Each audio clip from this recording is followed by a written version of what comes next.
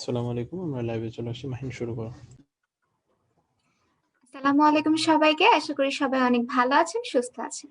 বাংলাদেশের সর্ববৃহৎ online medical group Access medical স্কুলের পক্ষ থেকে আপনাদের সবাইকেই সাদর আমন্ত্রণ জানাচ্ছি আরেকটি স্পেশাল লাইভ সেশনে। আপনারা সবাই জানেন এক্সেস মেডিকেল স্কুল আমাদেরকে উপহার দিয়েছে দেশের লেজেন্ডারি প্রফেসরদের ক্লাসেস। তার পাশাপাশি কিন্তু থেমে নেই clinical session, career session, review classes এবং আরো অনেক কিছু। তারই ধারাবাহিকতায় আমরা আরেকটি স্পেশাল লাইভ সেশনে চলে এসেছি এবং আজকের এই লাইভ সেশনে আপনাদের সাথে হোস্ট হিসেবে আছি আমি মাহিন রহমান সেতু, আনোয়ার খান মডার্ন মেডিকেল কলেজ, 3rd ইয়ার। এবং অত্যন্ত আনন্দের সাথে জানাচ্ছি আমাদের সাথে আজকে মেন্টর হিসেবে যুক্ত হয়েছেন ডক্টর শামরান গাজী ভাইয়া। ভাইয়া কর্মরত আছেন south West acute hospital NHS UK। আমাদের আজকের সেশনের টপিক হচ্ছে কমিউনিকেশন স্কিলস ইন মেডিসিন। তো দেরি না করে চলে যাবো ভাইয়ার কাছে। আসসালামু আলাইকুম ভাইয়া, কেমন আছেন? Assalamu alaikum. আমি ভালো, thank you very much for inviting me. Thank you. ভাইয়া আপনাকে অনেক অনেক ধন্যবাদ জানাচ্ছি আপনার ব্যস্ত সময় থেকে আমাদেরকে সময় দেওয়ার জন্য। তো ভাইয়া আমরা দেরি না করে সেশনটি শুরু করতে পারি ভাইয়া। Okay, thank you. So, আজকের সেশনটা let me share the screen first, okay, so that we can see what we're going to talk today.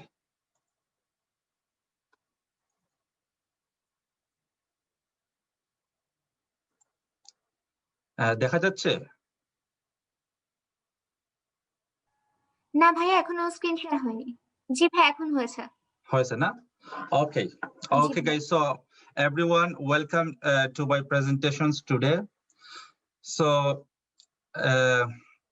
I've been working in the UK and I'm one of the doctor in the NHS.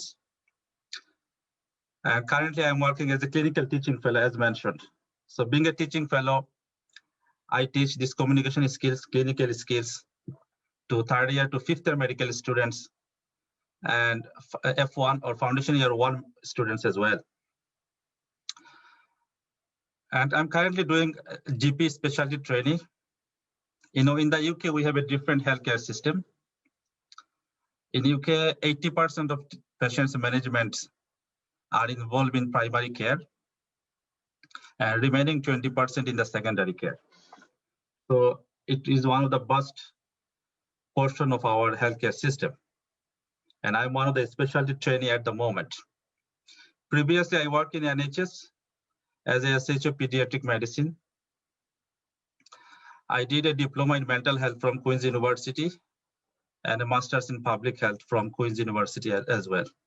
So these are my expertise, specialty. You are free to ask questions on those area or any area you want to know. So anyway, so today's topic is effective communication skills, which is one of the very, very important part for all of us, especially our day-to-day clinical practice. It is very important how to communicate with the patient. Secondly, if you are interested to work in the UK, then you have to go through the PLAB exam. Especially the PLAB 2, it is full of communication skills. And last time I worked in Bangladesh, it was nearly 10-11 years ago. But the doctors I'm meeting nowadays, I'm really happy because of their extraordinary clinical skill. But in PLAB exam, if we reflect on the PLAB exam, we can see the PLAB 1, the passing rate is 70 to 80%, and our doctors, especially we international medical graduate IMGs, we are doing really, really well. In PLAB 1, 70 to 80% passing rate. If you look at the PLAB 2, the passing rate is quite low. And the PLAB 2 is completely engaged with communication skills. So, and similarly, recently, British Medical Journal, BMJ, published 1 articles on GP specialty trainees. And it's very clearly showed, like we international medical graduates, our weakness is in this part. In addition to this, I would like to say, if you are planning for any Royal College exam, it could be MRCP Medicine, MRC GP, which I'm currently doing, MRCOG, MRCS, all those exams, the most vital part, one of the most vital part is effective communication skills. MRCP part 1 and part 2 all involves clinical. Then if you go to the part 3, the PACES exam, it's all about communication skills. So let's have a look. Some of the facts about the communication skills. And we all know about communication skills because we are seeing the patients for many, many years. So let's see. So today, the outcome would be, we'll have a look some components of the effective communications. We identify the skills to commence a consultation effectively, how you can commence consultations. And the feelings, which is very, very important to identify the feelings of yourself and your patients and how to reflect on that. And we'll discuss about some of the barriers that prevent effective clinical communications. And we'll see some solutions as well. So you guys can interrupt me at any time if you don't understand anything. So what is communication? First of all, we need to know what is communication. So by definition, it is something the way we relate and we interact with each other. And a good communication should include listening, your understanding what the other person is saying, as well as expressing the views, ideas, and passing information to others in a very, very clear manner. We'll see more when we'll go to the examples. Now I'm giving you 30 seconds. Just think why it is so important and effective communication skills. I think if there is any chance, you can write down on the comment section so we can see your views as well.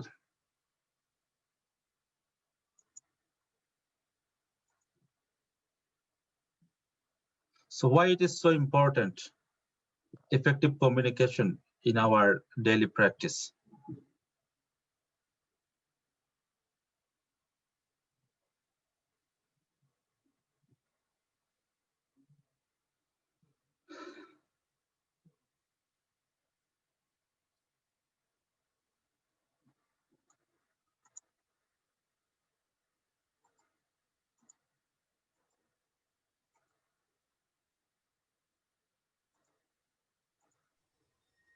ভাইয়া আপনার স্লাইডটা of হয়ে গেছে। Yeah, 1 second screen. Can you see now? জি ভাইয়া। All right. Okay, excellent. So I think many things came to your mind about the importance of communication skills. Okay. So communication skill actually is a very, very vast topic. So today we'll only touch the outlines, the basics.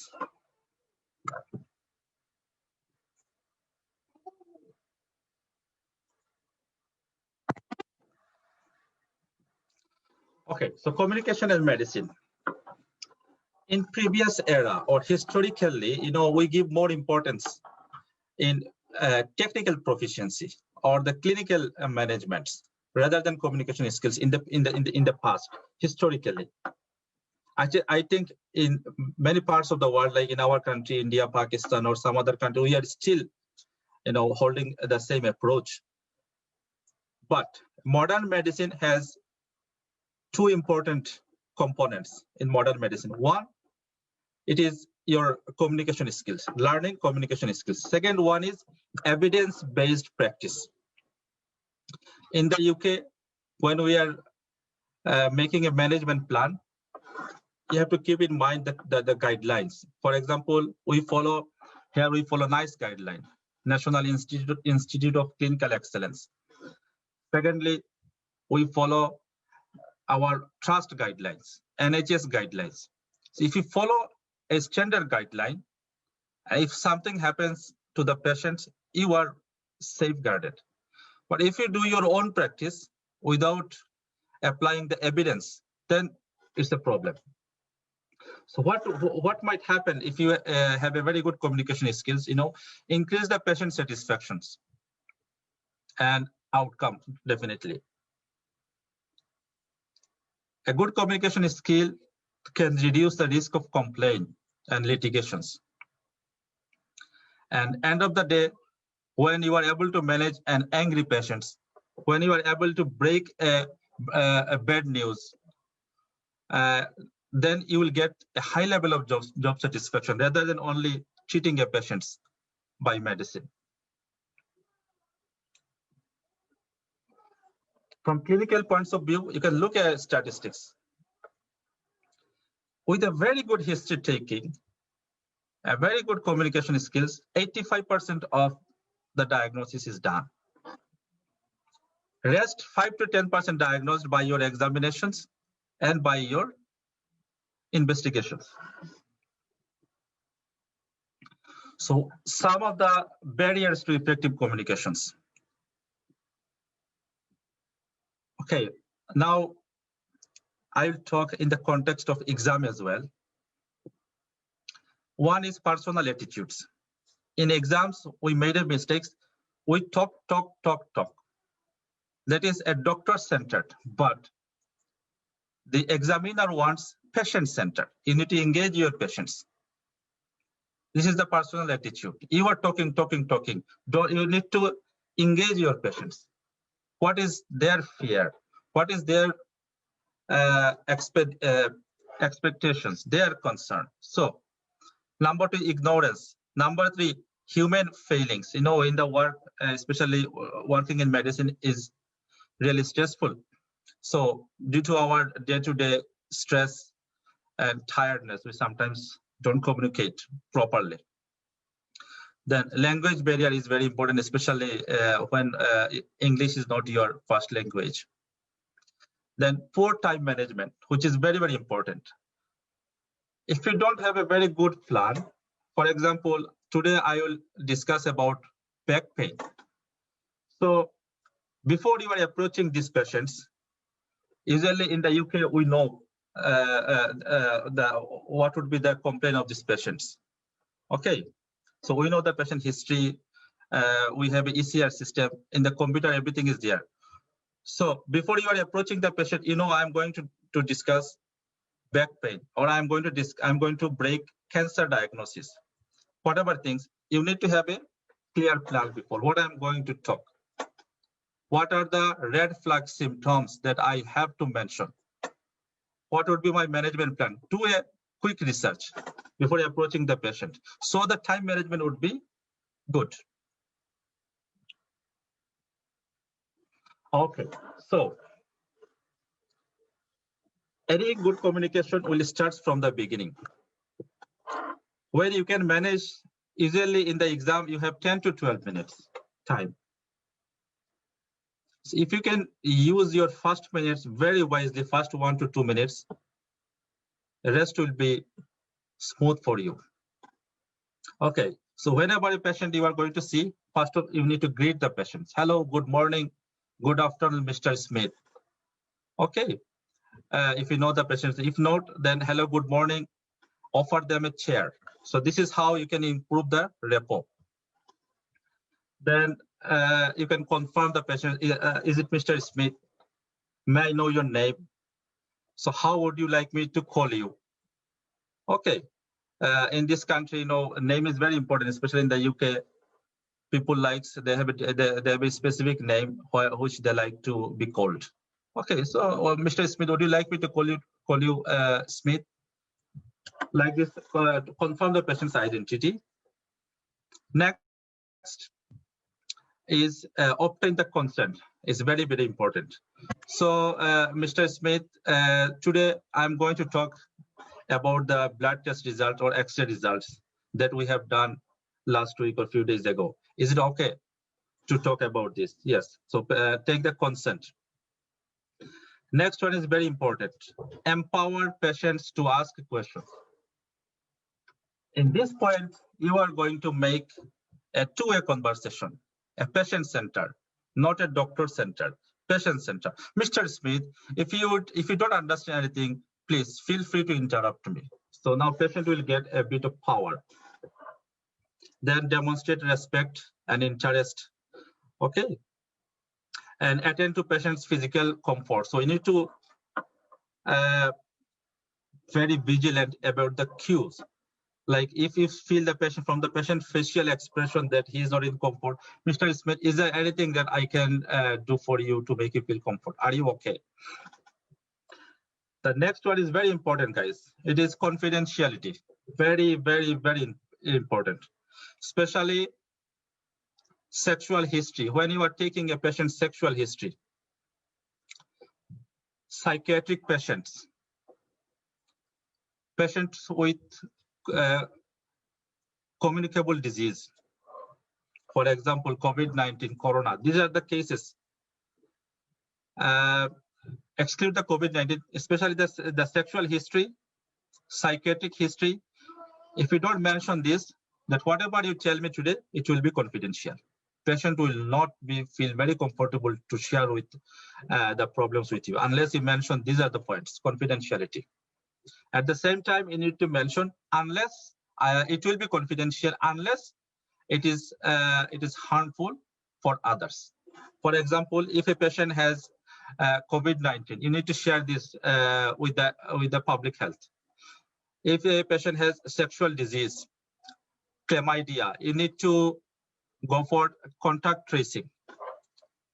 Or for example, if a patient is forbidden from driving due to stroke or TIA or any reason, you need to mention this.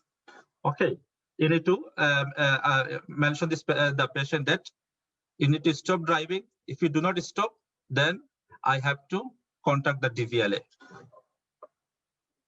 Okay, so patient confidentiality is very important. You need to mention about this.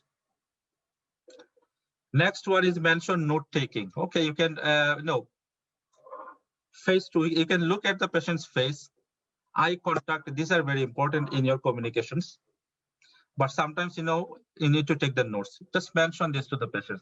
Look, during the consultation, I'll take some notes, if you don't mind. Then explain the purpose of the interview. At the beginning, as I said to you, you need to explain the patient, so this patient will give you the consent and you can go ahead. Okay. Check the patient's agenda. In this point, for example, Mr. Smith, so we did a X-ray of your back due to your back pain. Okay, so and I'm going to talk about the result today. You need to ask the patient whether is there anything else they also want to discuss with you. Is there anything else that you would like to talk to me today? So check the patient's agenda. Now, the paramount portions of a good communication skill is listening. Listening is very, very important. So how can we show a very good listening skill? One, maintain eye contact and do not interrupt the patients. So when you're going to interrupt the patient, when the patient will make a pause, in this point, you can add something. Then build a rapport, as I said to you earlier. Then identify cue and reflect it. We'll see more in our next slides. Identify the cue and reflect it. What does it mean? For example, you see a patient is very frustrated. A patient is very, very angry. You need to identify this. Hello, Mr. Smith, Mr. John, I can see that you are very much frustrated about what's been happening with you. Then sympathy and empathy. That means you need to reflect on the patient's feelings. For example, Mr. Smith, I can see that you are very concerned about your problem. If it was me, I would be the same concern as well. So this way, you can show sympathy and empathy. You can reflect the patient's feelings, which is very, very important. Reflection, identify the cue. So next, avoid jargon. Try to describe any situation, any medical situation in non-medical, non-technical language, which patient can understand. This will add a very good mark in your exam. So look at this slide. From the patient's body language, we can easily understand what it is showing. Is it showing excitement? Is it showing anger or something? So that's why it is very important to keep an eye contact with the patients and look how the patients, and try to understand the patient feelings, then reflect on it. So some of the non-verbal expression, facial expression.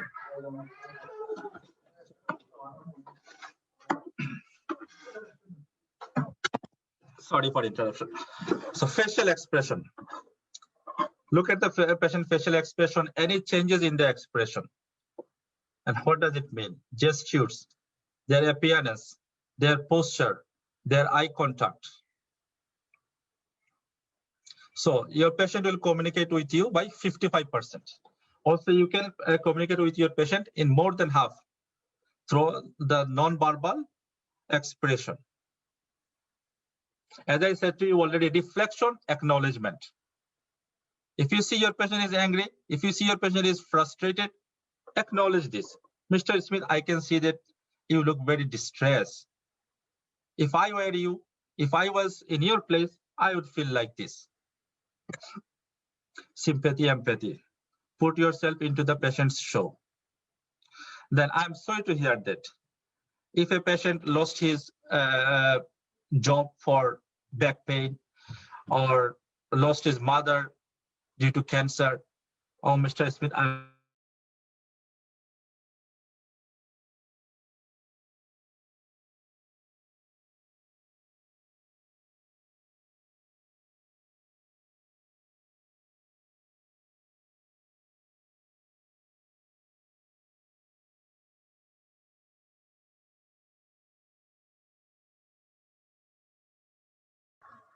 sorry, can you hear me? জি ভাই শোনা যাচ্ছে, কিন্তু ভাই slide of হয়েছে। Slide কি দেখা যাচ্ছে না? না ভাইয়া, আরেকবার একটু শেয়ার করেন ভাইয়া স্ক্রিনশটটা।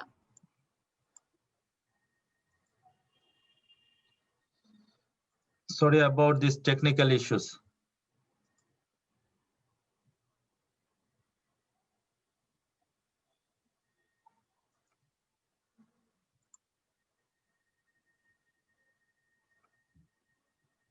Now? জি ভাইয়া দেখা যাচ্ছে এখন। Okay.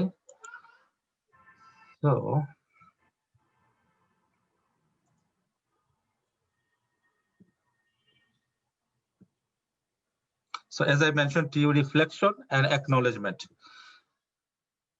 Okay, check the patient's prior knowledge. For example, you want to discuss about a diagnosis that already made, or you want to discuss about breast lump, for example, or breast cancer. So it's better, or any situation, it's better to know about the patient's understanding, because nowadays, due to the Google and many of the search engine, people know many things about what you are going to talk. Okay, breast cancer, MI, ischemic heart disease, diabetes, because the information is very, very widely available nowadays. So it's better to know patient's knowledge, prior knowledge. So this will help you to explain if there is anything wrong in their understanding, you can explain. If they know already the things very well, which is correct, that's fine. You don't need to talk about this. You can appreciate that. Okay, so it's very important to know about the patient's prior knowledge, especially when you are disclosing any diagnosis, when you are disclosing bad news.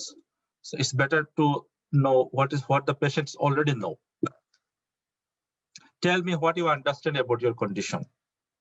Okay, before I go into the actual steps of the procedure, sometimes what happens if you work in a surgical ward, then when you are going to do any procedure, hernia operation, any operation, so you need to go and take the consent. So in this scenario, it's better to ask the patients what they already know. So you can start from what they don't know, or if there is any mistake in their understanding, you can pick it up. Okay. Next is chunk and check. What does it mean? This is one of the very, very important part of our communications. Chunk and check. That means you talk 3 or 4 sentences, then stop. Then try to understand if the patient, if your patient is understanding what you are saying. Mr. John, are you with me? Does it make any sense? Rather than if you talk, this will be a one-way communications. Two-way communications is chunk and check, chunk and check.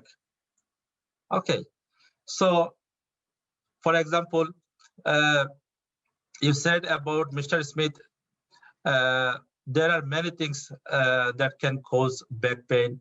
And in your case, I would think it probably due to the pulling of your back muscles. Are you with me? Do you agree with me? So this is the way you engage your patients. Try to engage your patients.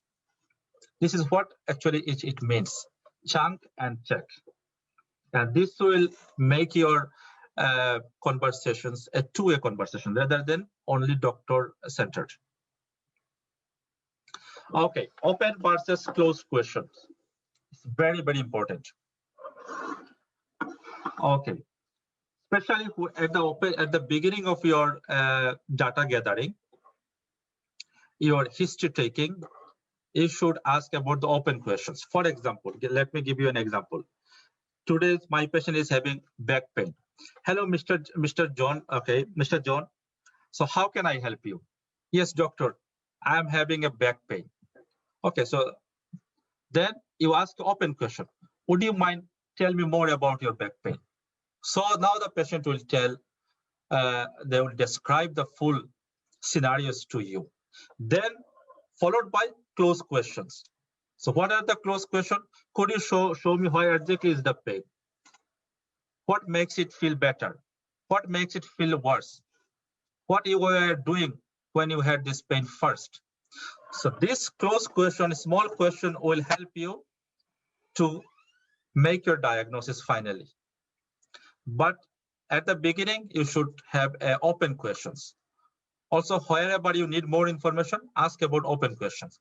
The closed followed by closed question, this will help you in your diagnosis. Okay. Then signposting is very, very, very important. Signposting is very, very important.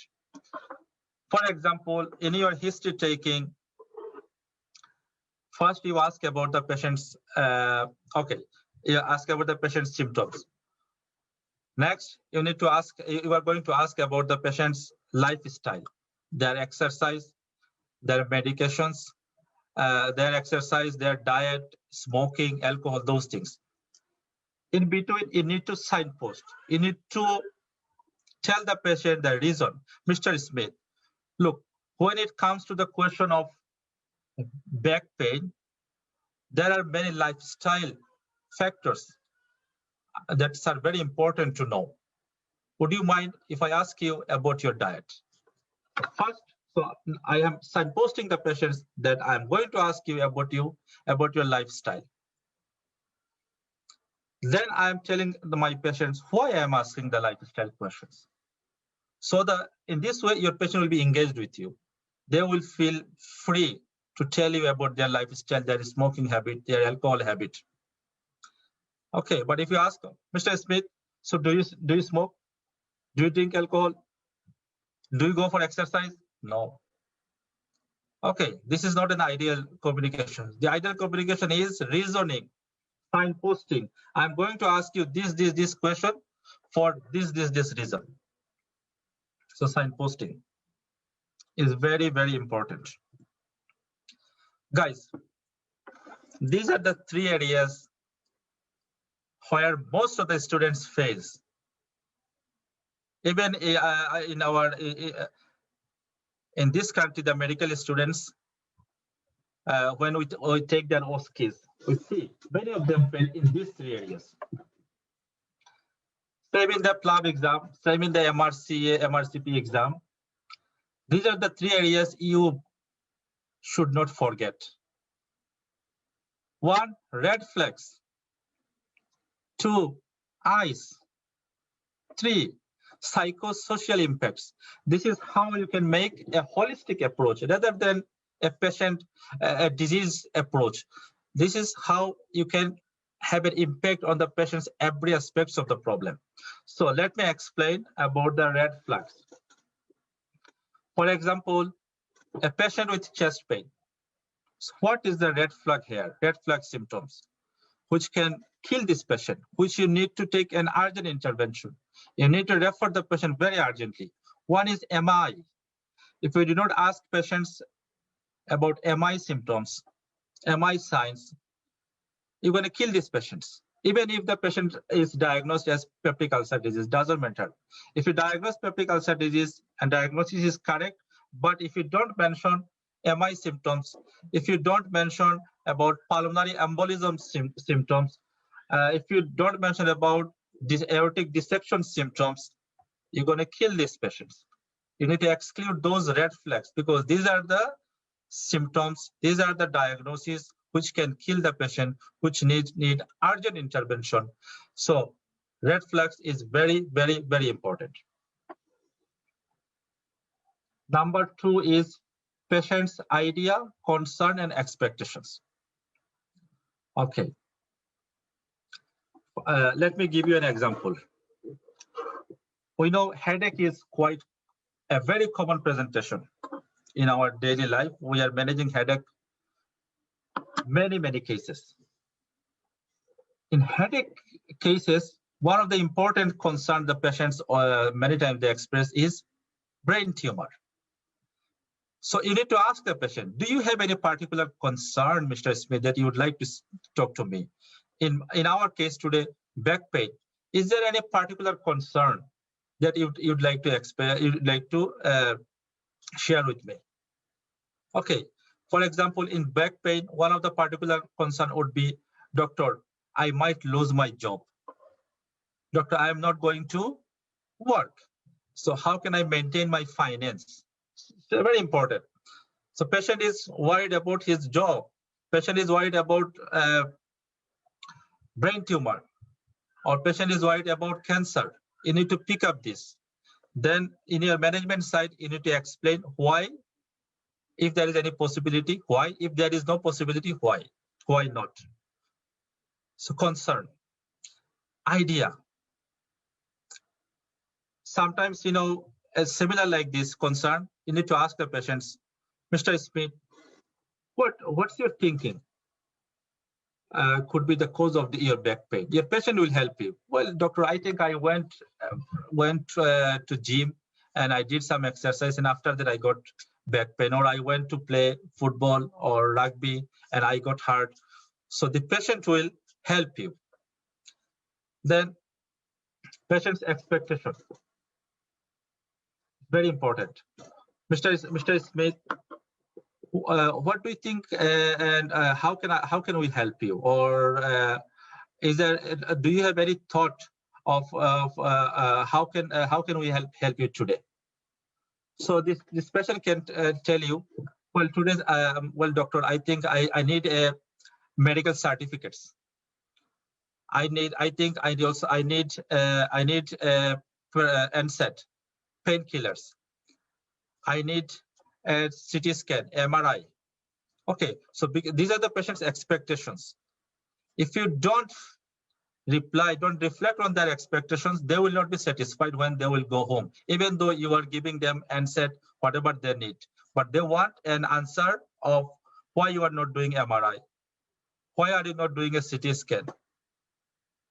So you need to reflect on this as well. Then the next point is psychosocial impact, guys.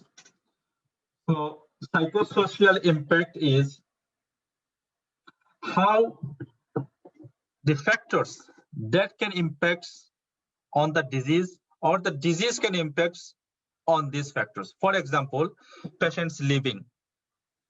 In this case, in our case, for example, it's a back pain problem. So it can impact on his job. Okay.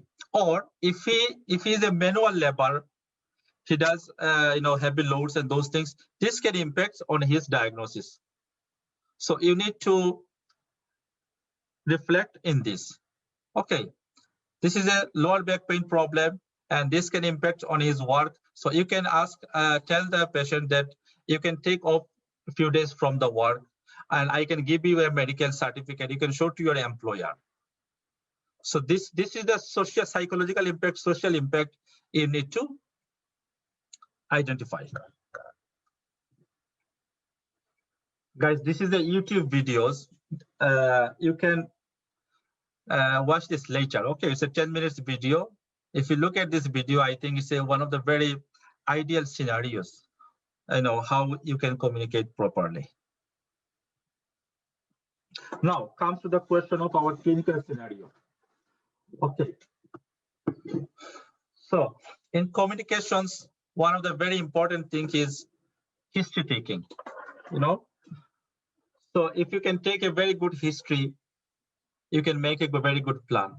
So this is a mnemonic. Maybe many of you can use. You are using this mnemonic. P3 Maftosa. So these are the areas we need to cover during our history taking. Okay. So what does P3 Maftosa means? For pediatrics, for psychiatry, and for gynecops, there are some changes and also in the surgical side. But for the medical patient, it's the same things. These are the points you should cover. One is presenting complaint, P3. 1P is for presenting complaint. Second P for past medical history.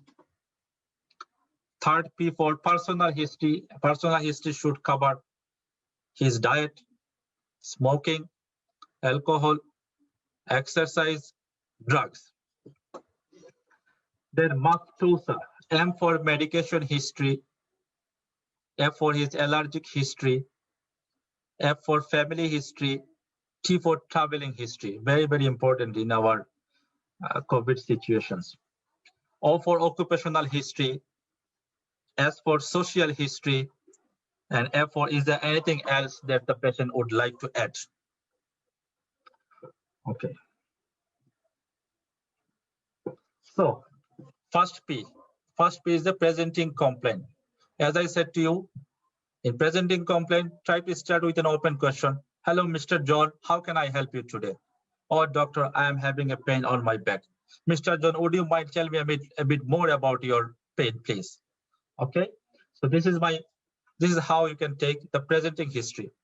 Okay, at the same time, if it is a pain, you try to cover Socrates. This is a mnemonic acronym which will help you to make a plan about the pain symptoms. What are the other questions you're going to ask? If anything else, OD para. So what is Socrates? Site. What is the pain onset? Character, radiation. Anything else? Any other associated factors? Timing, aggravating factor, and relieving factors. Okay. So presenting complaint, as I said, open versus closed questions. So this is a 30-year-old man has presented to A&E with 3-day history of pain in the back. How are you going to approach this case? So in this case, first we're going to take the presenting history. Then we're going to use the Socrates, okay, to better identify the cause of the pain or evaluate the pain. Site, where is the pain? Could you point out exactly where you feel the pain? Some of the common back pain locations, for example, pain directly overlying the spine, that could indicate spinal fracture or arthritis, paraspinal muscle spasm or muscle sprain, one of the very, very common cause for presentations. Then lateral back pain.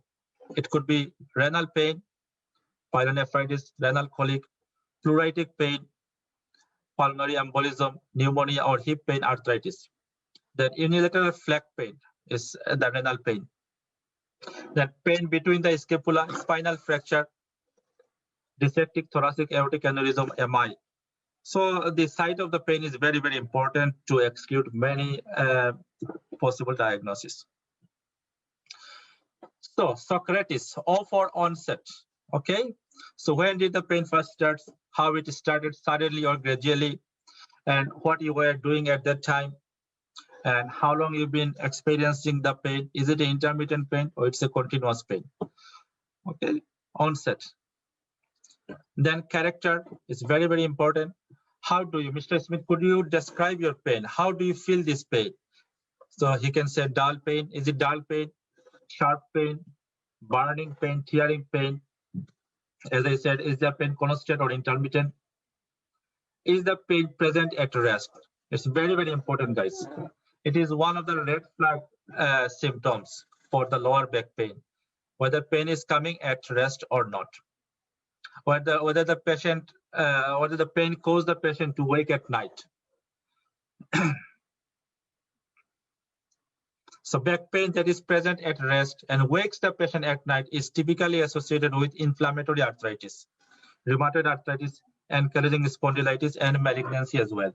So that's why pain at rest, pain that wakes up a patient at night, these are one of the very red flag questions. Burning pain, as we know, is neuropathic pain, nerve root compressions. Then tearing thoracic pain, which is very important to diagnose aortic dissection. Okay. Now the severity. Okay.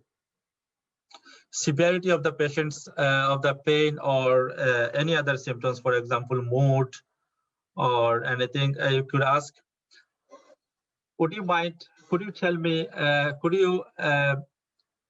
Would you grade this pain on a scale of 1 to 10?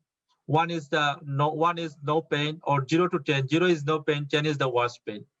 This is the best way to know about the severity of any symptoms on a scale of 0 to 10.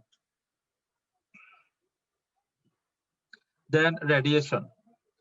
Does the pain radiate anywhere else?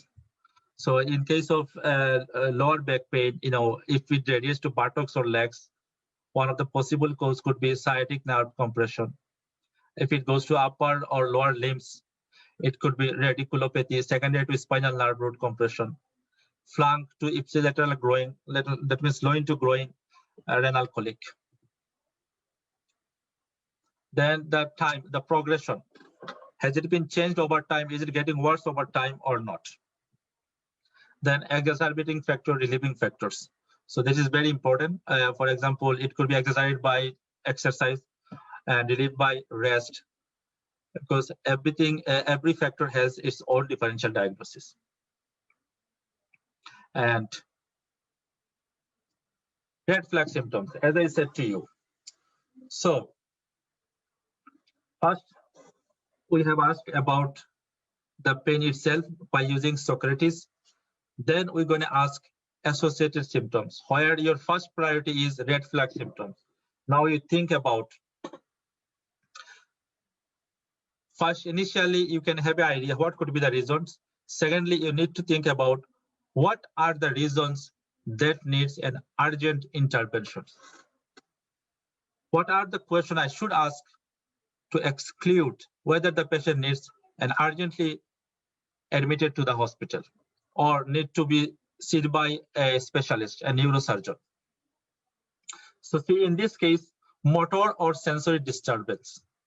Okay, Mr. Smith, have you noticed any weakness or loss of sensation in any parts of your body? Especially the saddle anesthesia in cauda equina syndrome, due to prolapsed lumbar disc, displaced vertebral fracture, epidural abscess. You need to ask about these red flag symptoms. Do you have any problem with your while passing urine or stool? Then hematuria, in lower back pain. If it is a case of hematuria in an elderly patient, you need to think about malignancy or not. Or in a young patient, it could be UTI as well. Then fever. Are you experiencing any fever, any loss of weight? This is very important. Weight loss, fever, malaise. These are the symptoms to exclude malignancy, which needs urgent interventions. Then early morning stiffness, which is very important, especially in inflammatory conditions such as rheumatoid arthritis and ankylosing spondylitis. In those cases, early morning stiffness is one of the important signs we need to look for. So this is the way. First you explore the initial symptoms, then you go for red flags. Okay. Now, summarizing. Summarizing, what I mean here is that you have asked so many things. Now you need to summarize what you have asked the patients. So, Mr. Smith, we have talked about your problem, your pain.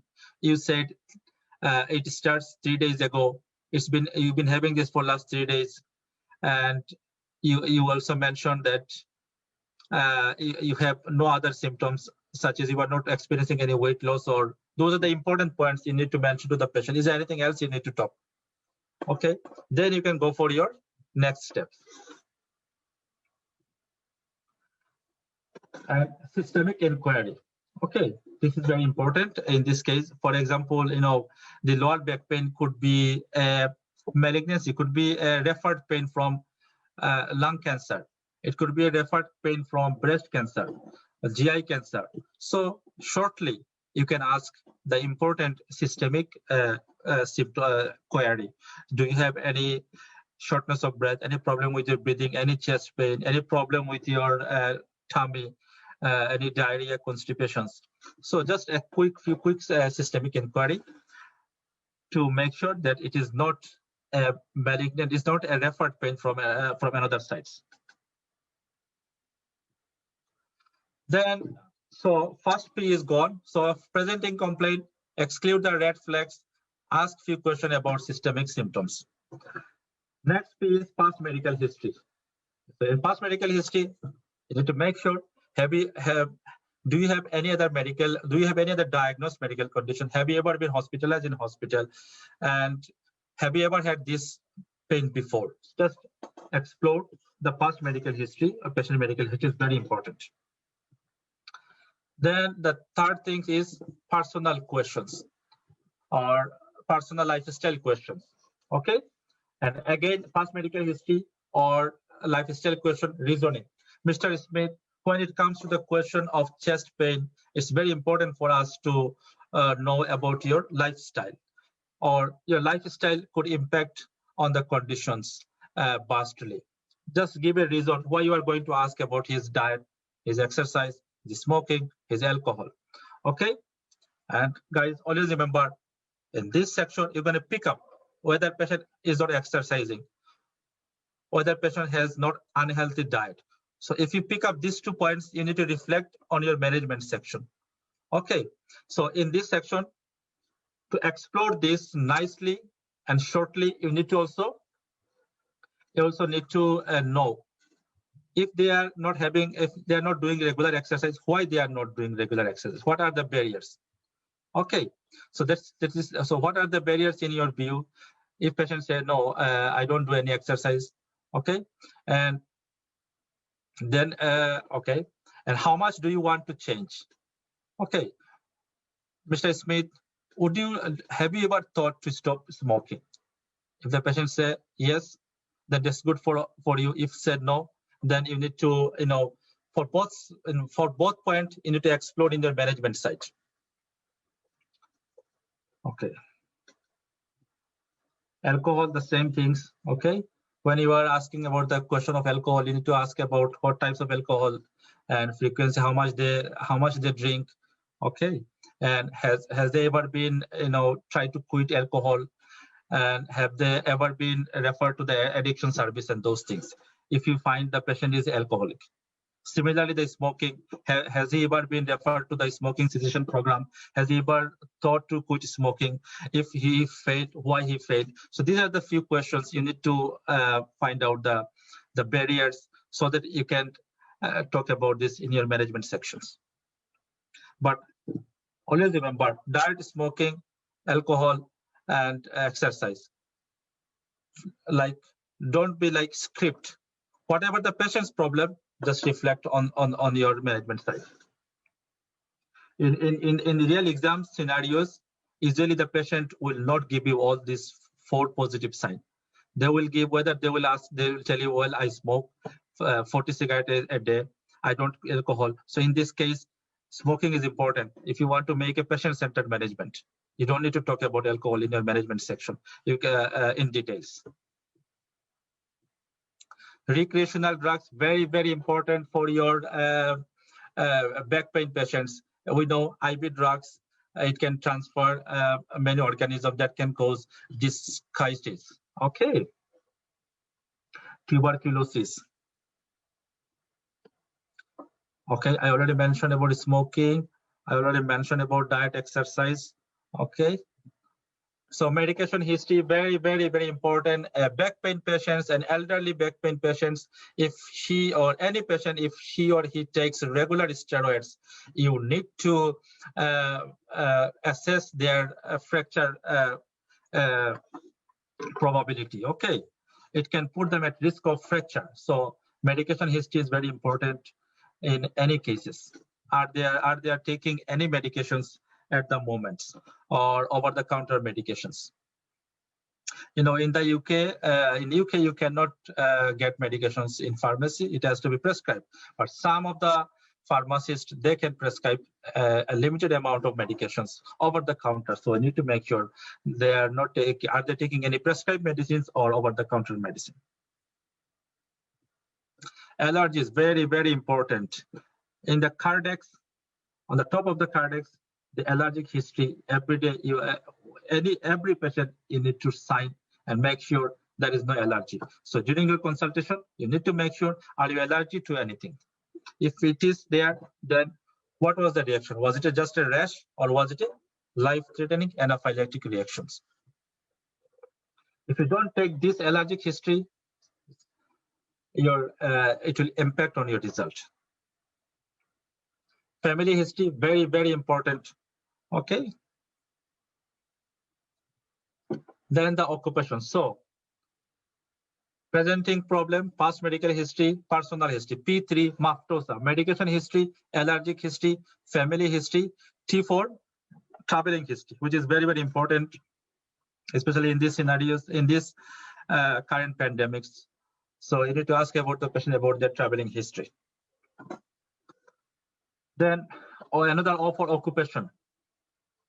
This occupational history is so important, especially the psychosocial impact, to explore the psychosocial impacts. For example, if it is a lower back, it's a back pain problematic patients. So in this case, if it is a elderly patient, for example, you need to make sure, like, how is it safe for her to stay. For example, if she lives in an upstairs room, it's difficult for her to go down. So in this case, you need to refer to occupational therapist. The occupational team will visit her house, and it will make it suitable for her to stay. Okay. Similarly, a lower back pain patients, it could be caused by her or his heavy lifting job as a causative factors. Similarly, it could impact, he cannot continue his job if he has a lower back pain, and that involves with heavy lifting. So it's very important to identify these factors.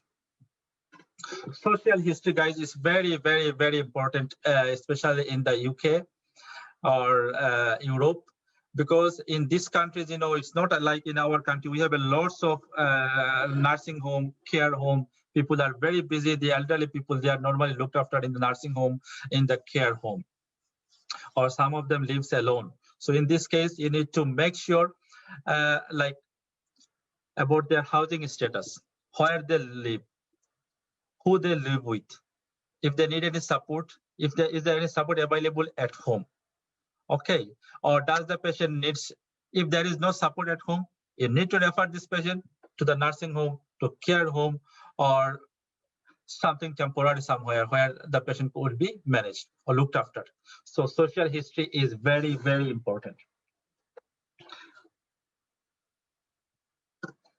So as I mentioned to you earlier, ideas, concern, and expectations.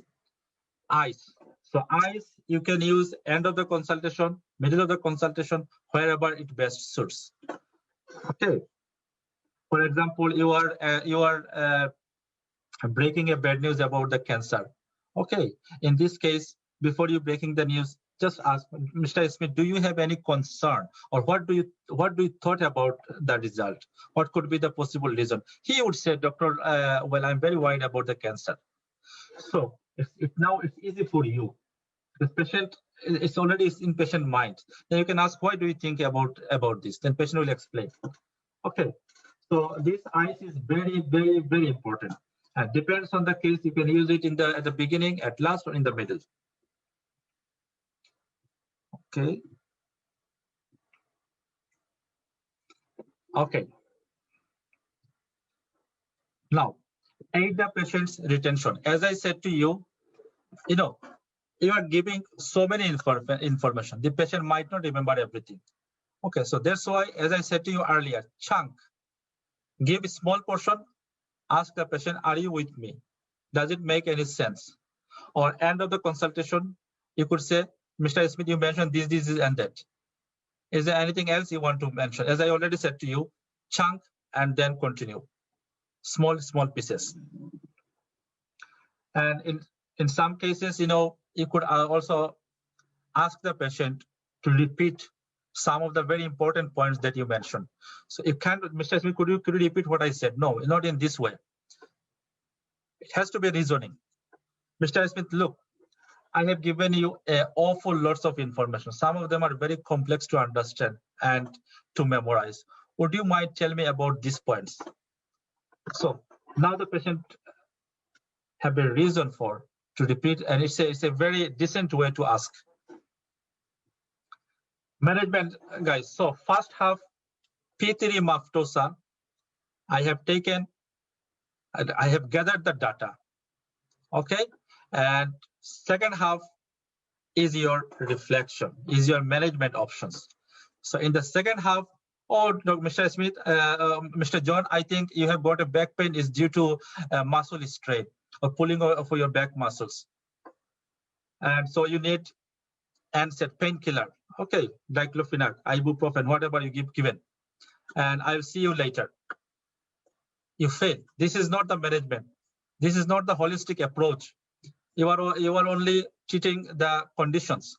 Okay, in here, you need to reflect on those stuff that you already gathered in first half. That means one, for example, this patient does not exercise or is not active.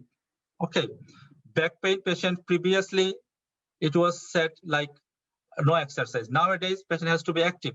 If patient is active, it will help for him. So you can mention about Mr. Smith. Well, I think a little bit of activity will help with your conditions. Okay, rather than sitting and lying. Okay, or if it is a case of MI, for example, myocardial infarction, ischemic heart disease, stroke, TIA. So in this case, first you mention about the your angina diagnosis. You mentioned about angina treatment. Then now you reflect about the lifestyles. Mr. Smith, as you mentioned, you don't eat healthy diet, but I think in this case it's very important to have a very good and better and healthy diet. Or if you do a regular exercise, it will help you. Or if you quit smoking, it will help you. You can give suggestion. Okay, so now at the same time you need to help the patient how they can achieve their goal. For example, in terms of exercise, you can ask, Why you don't do the exercise? Oh no, I am very busy. I have a job, so I'm very busy. So in this case, you can just explain. Look, Mr. Smith, we need actually 30 minutes of exercise 5 days a week, and you don't need to go to gym for that. You can do a brisk walking, or rather than using the lift, you can use the stairs, or you can park your car a little bit distance from your office so that you can walk a little bit. So these are the small steps. It can make a big difference. Then at number 3, psychosocial impacts. So I know my patient has back pain. My patient cannot work for next few days. In the UK, they have a social service system. If you don't work, they will provide you money if there is a reason for that. So you need to provide the patient a medical certificates, okay, which you can show the employer, and that will help you. So this is one of the issue the patient has. If you don't manage this issue, he will not be satisfied. Okay, so this is called holistic approach, guys. PT, physiotherapy. Does the patient need any physiotherapy? OT, occupational therapy. Does the patient needs assessed by the occupational therapist? For example, high commode. He's using his commode is low. We can change it to high commode. Occupational therapists usually come to the house or go to the workplace, and they identify what are the factors that needs to be changed. So I have managed the patient's clinical side, giving him, and I said my patient that this is due to the muscle strain, so I'm giving you this, that. So my clinical management, lifestyle management, psychosocial management. This is the holistic approach. Okay, now the question is, like in the exam, we have only 10, 12 minutes. How are we going to do it? It's very easy. In your first sentence, first 1 minute, just mention, Mr. Smith, well, I think the symptoms you told me today, it looks like more you got a muscle stress. So for this, we'll give you some painkiller. And at the same time, you also mention something about your concern regarding your workplace. And you also mentioned about your lifestyle. So we also need to talk about this. So you mentioned these are the points I am going to talk, but your time up, you are still going to pass. So first, just mention about these are the things I'm going to talk, so examiner will hear. Okay, and then you have no time up, doesn't matter. You're going to pass. Okay, guys.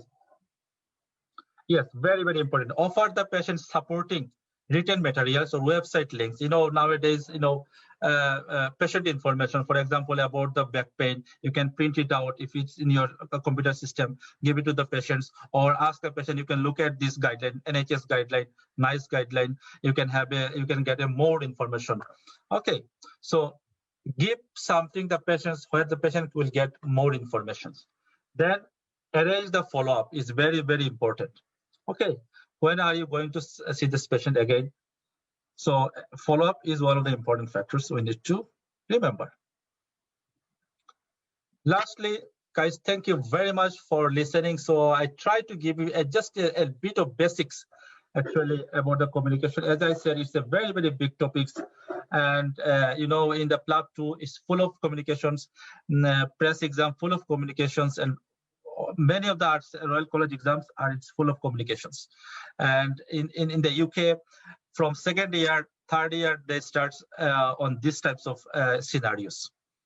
So lastly, I would like to say, get to know yourself. You have your own style. Okay, well, you can keep your own style just to make some changes. I think you will do well. Then identify your strength and your weakness. Then communication skills, it's not something like clinical stuff. You need to read. No, it's the practice. Because you see the patient of chest pain, you see the patient with a headache every day. So in your practice, how are you going to make a change?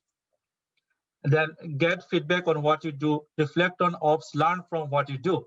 Take every opportunity to learn and be self-directed and find more. Thank you very much, guys. Thank you. That's me done for today.